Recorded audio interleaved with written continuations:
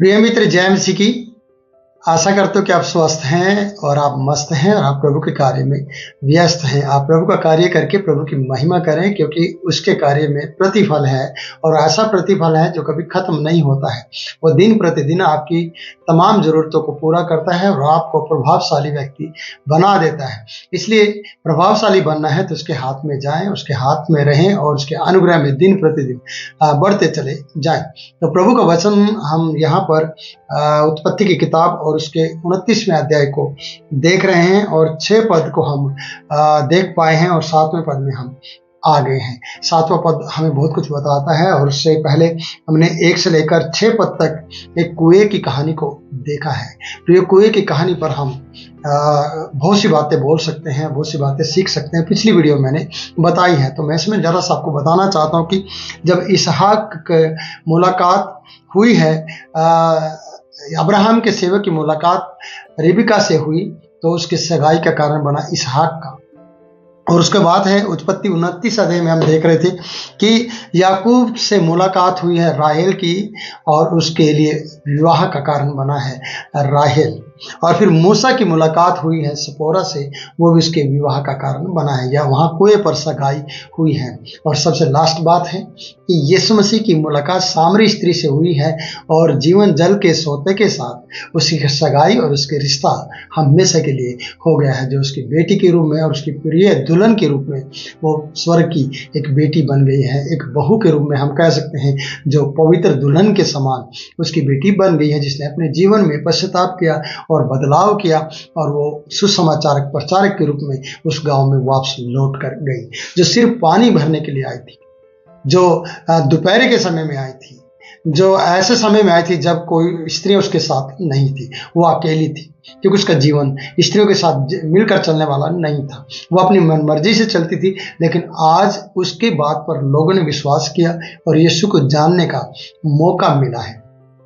कई बार जब लोग आपको नहीं पूछते हैं या लोगों के साथ आपकी बातचीत नहीं बनती है या आपकी लोगों के साथ बन नहीं रही है, आपको लोग पसंद नहीं कर रहे हैं, तो आप एक ही व्यक्ति या हमारे प्रभु उद्धारकर्ता को पसंद कीजिएगा और उसे अपना मुक्तिदाता मान लीजिएगा। तब लोग आपको पसंद करना शुरू करेंगे, कारण क्योंकि आपके पास सर्वशक्तिमान परमेश्वर का पुत्र यीशु मसीह आपके जीवन में होगा। और जब आपके जीवन में प्रभु यीशु मसीह होगा तो प्रियो आपको लोग पसंद करेंगे। सामरी स्त्री को कोई पसंद नहीं करता, कारण क्योंकि इसका जीवन ठीक नहीं था और यह अकेली ही पानी भरने के लिए गई थी, क्योंकि साथ में कोई और स्त्रियां नहीं थी। लेकिन यहाँ राहेल के साथ भी और रिबिका के साथ भी बहुत सी स्त्रियां, बहुत सी बेटियां पानी भरने के लिए जाया करती थी। सिपोरा के साथ भी ऐसा ही है। तो मैं ये कहना चाहता हूँ कि अकेले चलना बहुत मुश्किलों का सामना करना होता है, या फिर लोग आपको पसंद नहीं कर रहे होंगे। मसीह में रहते हुए आपको अकेला चलना नहीं पड़ेगा। क्यों? क्योंकि बेशक आपके रिश्तेदार, आपके प्रियजन आपको छोड़ दें, पर यीशु आपके साथ साथ चलेगा। पवित्र आत्मा आपके साथ साथ चलेगा और आप अकेले नहीं रहेंगे। तो प्रियो, आपको इन वचनों से ये सीखना है कि मैं क्या कहना चाहता हूँ। आइए हम याकूब की कहानी को आगे बढ़ाते हैं और 7 पद को पढ़ते हैं। उसने याकूब ने चरवाहों से कहा, देखो अभी तो दिन बहुत है, पशुओं को इकट्ठे होने का समय नहीं है, इसलिए भेड़ बकरियों को जल पिलाकर फिर ले जाओ। 8वां पद बताता है, उन्होंने कहा, हम अभी ऐसा नहीं कर सकते हैं। उसका कारण है, जब सब झुंड इकट्ठा हो जाएंगे तब पत्थर कुएं के मुंह से लुढ़काया जाएगा, तब हम भेड़ बकरियों को पानी पिलाएंगे या पिला सकते हैं। ऐसा बताया गया है, क्योंकि सिर्फ नियम कानून या शर्तें लागू हो सकती हैं कि ऐसे कोई भी उस कुएं के मुंह को, पत्थर को नहीं हटा सकता है। तो 9 पद में आते हैं, उनकी बातचीत हो ही रही थी कि राहेल जो पशु चराया करती थी, अपने पिता की भेड़ बकरियों के साथ लिए हुए आ गई।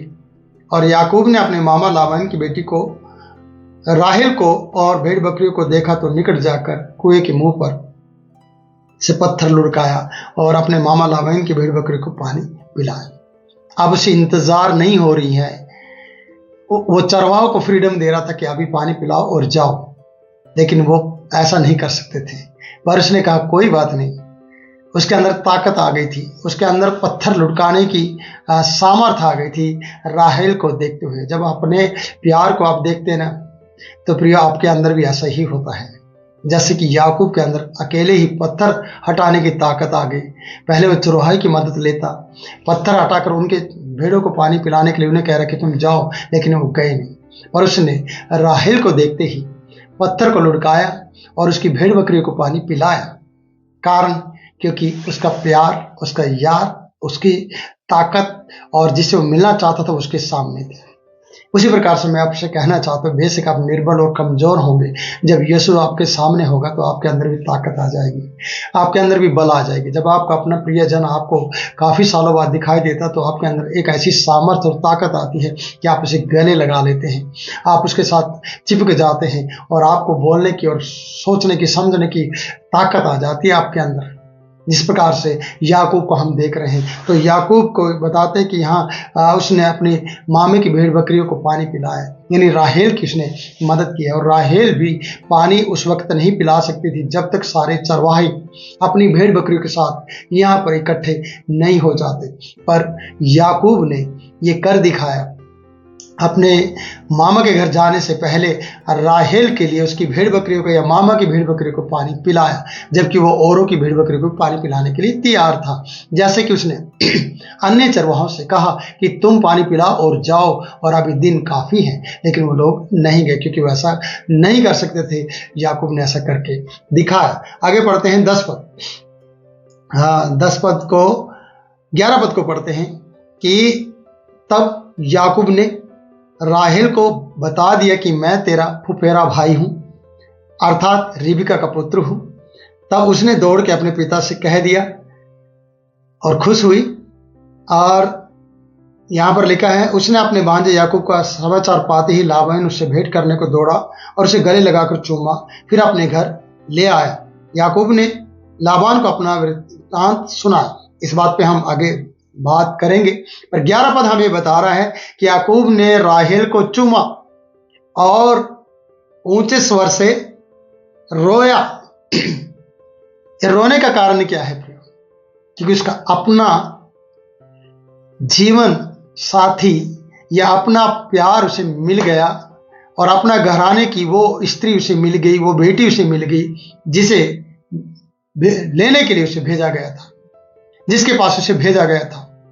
और वो यात्रा में अकेलापन महसूस कर रहा था, इसलिए उसका रोने का कारण, आंसू आने का कारण, ऊंचे स्वर से रोने का कारण यह था कि वो काफी दिनों से यात्रा कर रहा था और अपने घर की उसे याद आ रही होगी, और जहां उसे पहुंचना था वो वहां पहुंचना के लिए स्ट्रगल कर रहा था, मेहनत कर रहा था।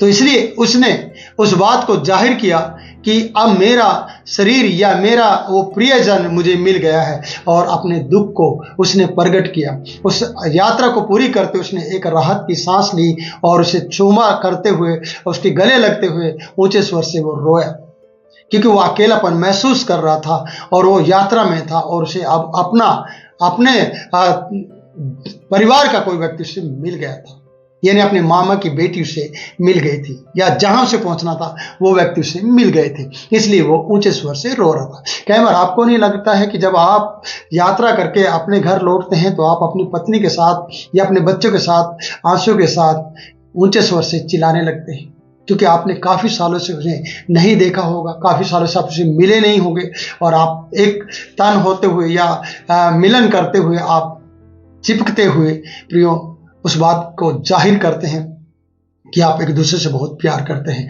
और आपका अकेलापन चला जाता है, जिस प्रकार से याकूब का अकेलापन चला गया, क्योंकि वो यहाँ पर राहेल से मिल रहा है और उसे चुम्मा दे रहा है और उसे गले लगा रहा है। और प्रियो ये अच्छी बात है कि वो अपने घराने की उस स्त्री से मिल रहा है जिसके लिए उसे भेजा गया है। कि प्रियो उसका टारगेट जहाँ पहुँचना था वहाँ पूरा हो गया है, और वहाँ उसने अपनी उस बहन को चूमा दिया है और उसे गले लगाया है। कहेंगे रिबका का बेटा था और मामे की बेटी को यानी बहन लगी, फिर भी हम इस रिश्ते को और दूसरे रिश्ते में बदलते हुए अगली वीडियो में देखेंगे। प्रियो हम यहाँ पर इस बात को कहेंगे कि वो अपने घर आया और उसने लाबान को, बेटी ने लाबान अपने पापा को बताया, पिताजी को बताया, और पिताजी ने उसे दौड़कर अपने घर ले आया या उसे गले लगाया। और यहाँ लिखा है कि जब वो गले लगा रहा था तो उसने बहुत सी बातें की हैं, और अगली वीडियो में हम सारी बातें करेंगे प्रियो, और किस तरीके से बातें होंगी मैं अगली वीडियो में बताऊंगा। पर मेरा इतना ही है कि जब आप अपने प्रियजन को देखते हैं तो आप ऊंचे स्वर से रोने भी लगे होंगे और आप उस बात को याद कर रहे होंगे। तो ये प्यार है और ये अंदरूनी बातें हैं जो बाहर प्रकट होती हैं। और याकूब अकेला यात्रा करते करते करते थका होगा और उसने राहेल को देखते ही इस बात को महसूस किया है कि अब मैं अकेला नहीं। वैसे तो परमेश्वर ने उसे बहुत सी बातें की हैं रास्ते में, मार्ग में, लेकिन अब उसको परमेश्वर ने उसी जगह पर जहां उसने प्रार्थना की थी कि मुझे पहुंचाए तो मेरा परमेश्वर ठहरेगा। तो अगली वीडियो में बात करेंगे।